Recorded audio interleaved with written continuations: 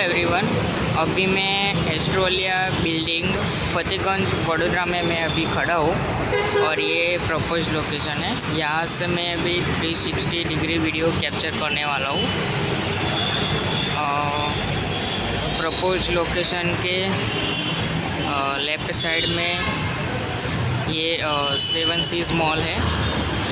यहाँ पे स्मार्ट बाज़ार, पेंटालून, कैंटाबिल,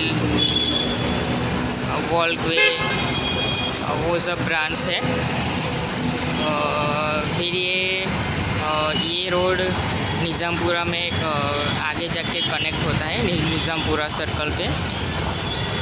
ये प्रपोज लोकेशन का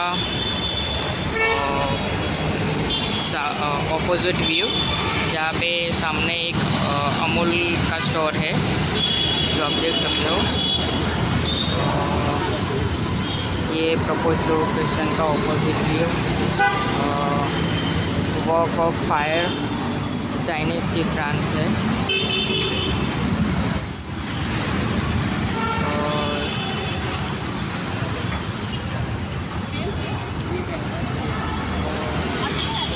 फिर प्रपोज लोकेशन के राइट साइड में आगे जाके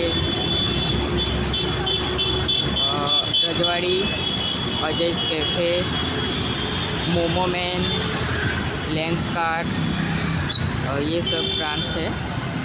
और प्रपोज लोकेशन के उसी बिल्डिंग में ही राइट साइड में इंडियन बैंक भी है।